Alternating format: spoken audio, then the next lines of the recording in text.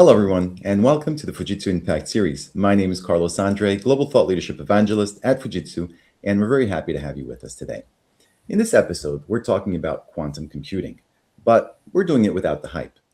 Quantum is one of those topics that's often described as either world-changing or decades away, and neither extreme is particularly helpful. And to help us cut through that, I'm joined by Dr. Ellen Devereaux, a quantum computing consultant at Fujitsu, working across the UK and Europe to help organizations understand what quantum really means for their business. Hi, Ellen. It's great to have you here. Hi, Carlos. Um, Thank you for having me. Thank you for being here. So let's start with the basics.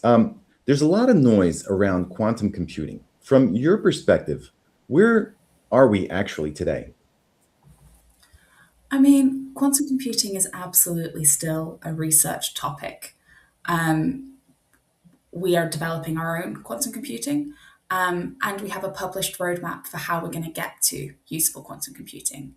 And that roadmap kind of matches a lot of what we're seeing in the industry. So the general consensus is we're going to have of the order of logical qubits, hundreds of logical qubits by 2030, and of the order of thousands of logical qubits by 2035. Our own numbers are 250 logical qubits by 2030 and 1,000 by 2035. So whilst it is still very much a topic for research and development, it's also not that far away. And so the businesses that we're seeing hoping to take advantage of quantum computing as soon as it's available, they started their development 5 years ago, just in terms of upskilling and preparing for and building applications for quantum computing. Mhm. Okay. Well, that often leads to the next question that people ask. So, if quantum isn't ready, why are companies like Fujitsu investing so seriously now? Why does it make sense to invest today in something that delivers value later?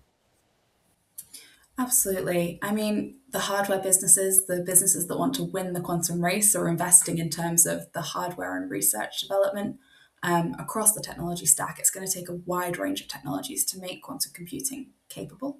I mentioned already that we've got two qubit modality research areas. We've also got the error correction technology that's going to create those logical qubits capable of fault tolerant computation. And then there's the applications and the software required to run on a quantum computer and to build something useful. And so the businesses, both in the development of quantum computers and the ones that want to most take advantage of quantum computing, they recognize that developing an application for quantum computing and developing a team capable of building a useful application for quantum computing, that takes time. On top of that, you've got the regulation and the procurement processes that all have to occur before we can utilizing new capability within the market.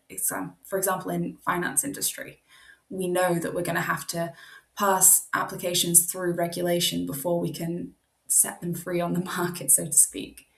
So in industries like that, where they want to take advantage of quantum computing as soon as it's available, they have to work backwards along the timeline to figure out, well, when do we need to start? And quite often they found that it was 5 years ago to start that process for preparing for quantum computing. And along that journey, quite often there are ideas and skills that pop up that you wouldn't have found without that further research, but don't actually rely on quantum computing. So thinking in an innovative way about how can we solve this problem differently will lead to useful advantage and interesting alternative solutions to the current problems. And so in some ways we're already providing some advantage from quantum computing before it's even available. Mhm. Wow, that's some really exciting stuff. So, when quantum does mature, what kind of problems is it actually suited for, and where should expectations be kept in check? So, the way I like to think of it is there are kind of four key areas we expect usefulness from quantum computing. The first is the most natural. We can model quantum mechanics with quantum mechanics. So, anywhere that requires quantum mechanics modeling, like material science, drug discovery, molecular biology, all of those fields are going to see some advantage from quantum computing because it's a much more natural way to model those characteristics. The second is kind of large statistical simulation and modeling. So, quantum mechanics in itself is inherently probabilistic. And so, when we want to model large probability distributions, we can expect some advantage from quantum computing. So, that's useful for things like risk modeling, climate modeling, but also anything we can phrase as a stochastic model.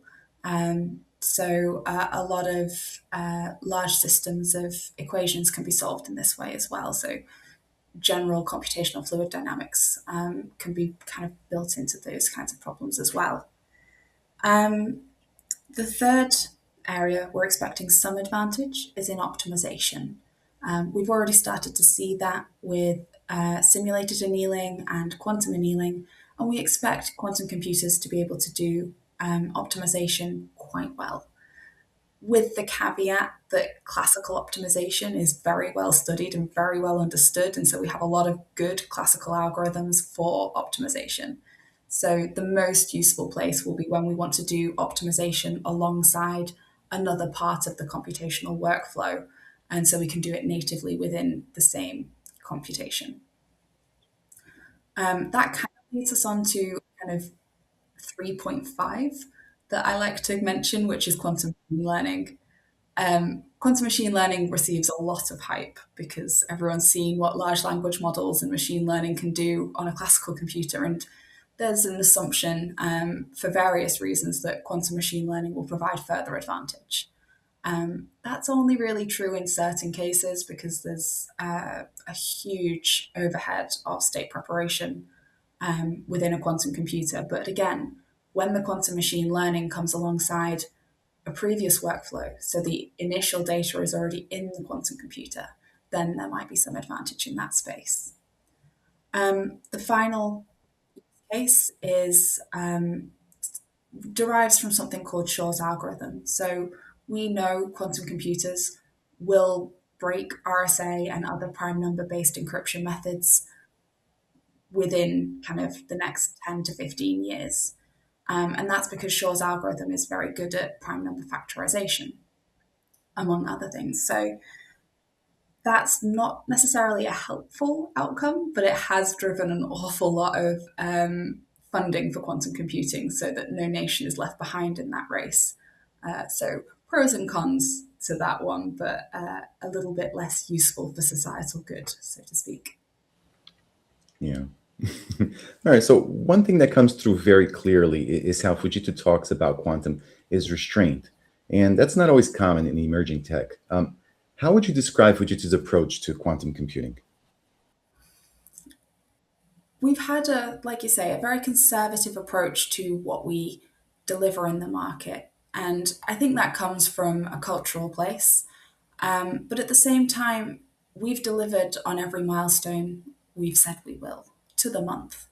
So I think that gives us a lot of credibility in terms of how likely it is we'll deliver our quantum computing roadmap, how likely it is we'll see useful quantum computing on that 2030 and 2035 timeline I mentioned earlier. At the same time, it helps us focus when talking to our customers.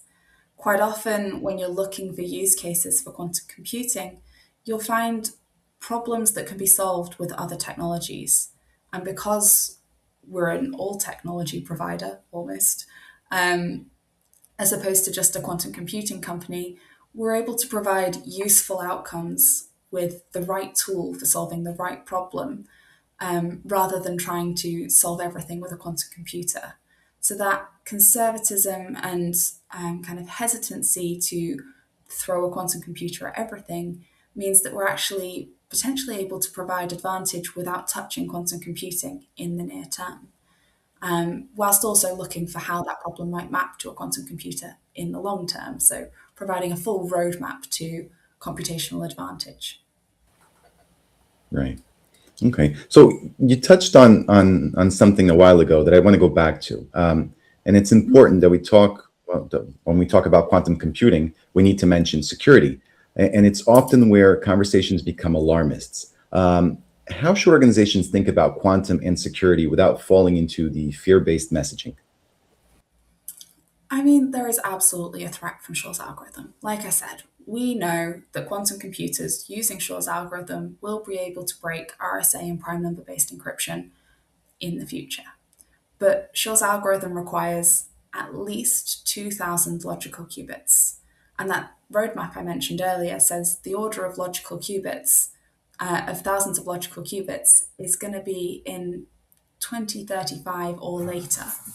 So, whilst it's certainly a threat, it's a threat only to prime number based encryption. Your symmetric key encryption is still relatively secure as long as you keep your keys long enough. And I can talk to the threats to that maybe later. Um, and a lot of businesses don't have data that still needs to be secret in 10 years' time. Um, so the kind of timeline for which your data needs to be secure is a huge dependency on whether or not we need to be concerned about quantum encryption or breaking encryption in the long term. The general guidelines are that any kind of critical infrastructure should be secured by what we call post quantum encryption by 2030. But and the rest of your infrastructure should look to be secure by 2035. And that should keep you relatively safe. So, what does that post quantum encryption look like? Well, post quantum encryption is a series of classical algorithms that are more resistant to quantum and classical threats. We know that they're not going to be as resilient as the encryption we've relied on for the last, I don't know, 50, 70 years, which means that we're also going to have to consider how we look at the whole estate and the whole infrastructure on an ongoing basis. And that is called crypto agility. So, yes, it's a threat. There are ways to mitigate that threat, both classically and quantum, and I haven't even mentioned that one yet. But it just requires understanding your estate, understanding your data, and understanding what the timelines are that you need to keep that data secure. What we have at Fujitsu is a post quantum cryptography threat assessment. So we can help our customers prepare for that journey. And there are various guidelines from the NCSC and from NIST that will keep businesses up to date on what's required to maintain their security. I should also mention quantum key distribution. It's not quantum computing, it's an entirely separate technology. It's a quantum method for key distribution and keeping your data secure. It's not perfect. It's entirely unencryptable, but it's really hard to authenticate endpoints, and that's an ongoing challenge that's being tackled by these businesses that are developing the solution. But it's also really easy to render the line of communication completely ineffective. You just have to watch it. So it's a very easy way to provide a denial of service attack. So whilst there is a quantum solution, most recommendations are to stay in the post-quantum cryptography classical solutions to this problem. Okay. All right. So no need for alarm. We can prepare for all this. That's good to know. Yeah. All right. So beyond security, where do you realistically expect quantum to create impact first?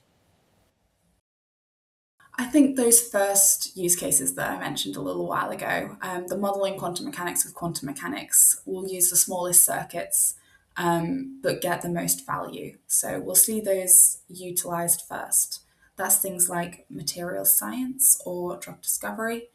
So in the material science space, things like carbon capture or electric vehicle battery simulation and modeling, or new materials for stealth or harder materials for your turbines.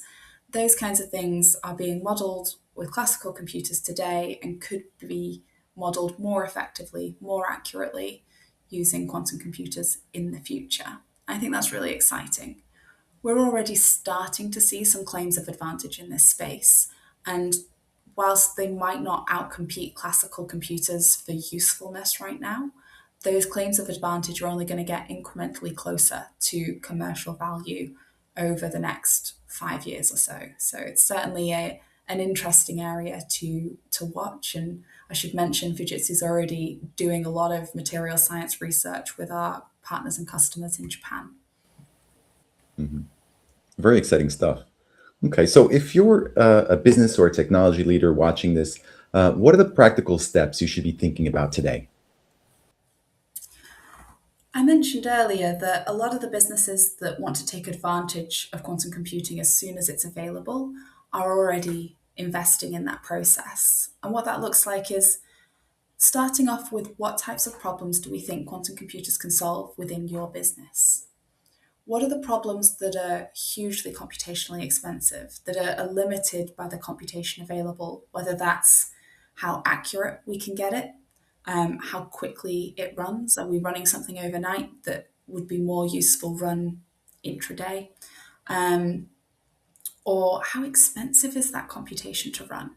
Now, in the short term, we probably can't expect quantum computing to be much cheaper than the classical alternative. But longer term, it is going to be more efficient. And so when the prices of quantum computing comes down, as is natural with next generations of compute, potentially that's an alternative aspect there as well.